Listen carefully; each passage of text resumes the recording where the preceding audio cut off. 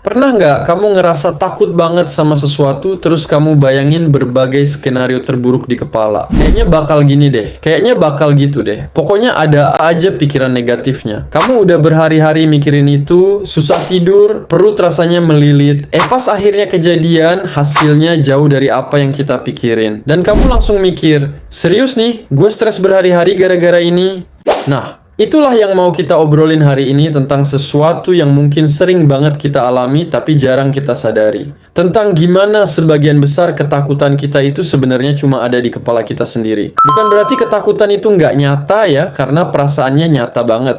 Tapi yang aku maksud adalah kebanyakan dari hal-hal yang kita takutkan itu nggak pernah beneran terjadi. Atau kalau kejadian pun nggak seseram yang kita bayangin. Ada satu istilah dalam psikologi yang namanya catastrophic thinking. Ini adalah kecenderungan kita buat langsung loncat ke kesimpulan terburuk dari setiap situasi. Pacar nggak bales chat, kita pikir pasti dia marah. Bos minta ketemu, pasti mau dimarahi atau dievaluasi. Ada benjolan kecil di badan, langsung browsing penyakit langka. Padahal mungkin mereka cuma lupa bales, mau diskusi project biasa, atau jerawat batu doang. Contoh lain, bayangin kamu mau presentasi di kantor. Seminggu sebelumnya, kamu udah nggak bisa tidur nyenyak. Bayangan lupa materi, diketawain rekan kerja, atau dianggap nggak kompeten terus terbayang di kepala. Kamu menghabiskan energi berhari-hari buat melawan monster di kepala kamu sendiri. Pas hari presentasi, ternyata 15 menit, selesai, bahkan ada yang kasih feedback positif. Nggak ada drama, nggak ada masalah. Beda banget sama bayangan di kepala kita. Ini bukan cuma soal presentasi kok. Coba kamu inget-inget lagi, berapa kali kamu takut dihakimi orang-orang karena penampilan kamu? Padahal kenyataannya kebanyakan orang sibuk mikirin diri mereka sendiri. Atau ketika kamu takut dicap gagal kalau nggak bisa mencapai sesuatu. Padahal orang-orang di sekitar kamu mungkin nggak seperhatian itu sama hidup kamu. Yang bikin menarik adalah otak kita itu sebenarnya memang dirancang buat melindungi kita. Peneliti dari neuropsikologi bilang ini adalah warisan evolusi. Jadi wajar kalau kita punya kecenderungan buat mikirin hal-hal terburuk. Di zaman dulu, nenek moyang kita yang selalu waspada dan mikirin skenario terburuk adalah yang bisa bertahan hidup.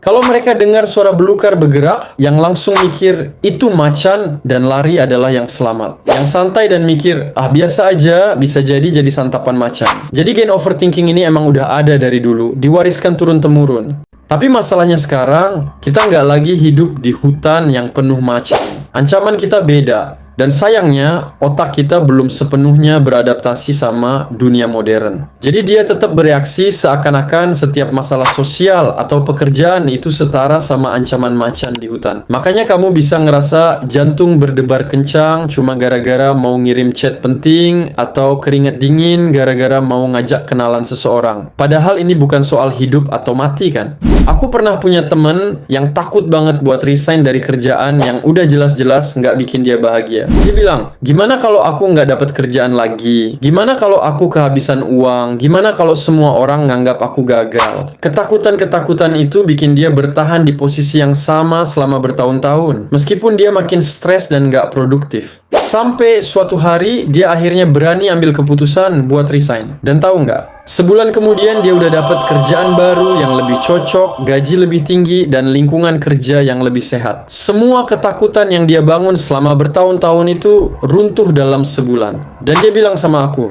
harusnya dari dulu aku berani. Ternyata nggak sehoror yang aku pikirin. Ini yang sering kita lupain. Kita terlalu fokus sama what if yang buruk, tapi kita lupa sama what if yang baik. Gimana kalau ternyata kamu berhasil? Gimana kalau hal yang kamu takutin itu justru jadi pintu buat sesuatu yang lebih baik? Terus pertanyaannya, gimana caranya kita bisa bedain mana ketakutan yang rasional dan mana yang cuma ada di kepala kita? Pertama, tulis ketakutan kamu. Keluarin dari kepala, taruh di kertas. Kedua, tanya ke diri sendiri. Apa bukti konkret yang mendukung ketakutan ini? Bukan asumsi, bukan perasaan, tapi bukti nyata. Ketiga, tanya lagi, apa skenario terburuk yang bisa terjadi? Dan seburuk apa itu? Bisakah kamu survive kalau itu terjadi? Kebanyakan pas pertanyaan-pertanyaan ini dijawab jujur, kamu bakal sadar kalau ketakutan kamu itu nggak sesolid yang kamu kira. Kamu bakal ngelihat ada banyak celah, banyak asumsi yang nggak berdasar. Dan skenario terburuk pun kalau dipikir-pikir lagi, seringkali masih bisa dihandle. Nggak separah bayangan kamu. Dan ada satu hal penting, action is the best antidote to fear. Ketakutan itu makin besar kalau kita diemin. Makin lama kita menunda, makin besar monster di kepala kita. Tapi begitu kita ambil satu langkah kecil aja, langsung tuh monster mulai mengecil. Kamu nggak harus langsung action besar kok. Cukup ambil satu langkah kecil. Mau ngobrol sama seseorang, mulai dari sapa aja dulu. Mau mulai usaha, riset dulu aja, bikin planning. Dan tahu nggak, setiap kali kamu berhasil ngelawan satu ketakutan, kamu sebenarnya lagi ngelatih otak kamu buat nggak terlalu reaktif di masa depan. Kamu kasih bukti ke otak kamu bahwa, lihat, ternyata kita bisa kok. Ternyata nggak sehoror itu.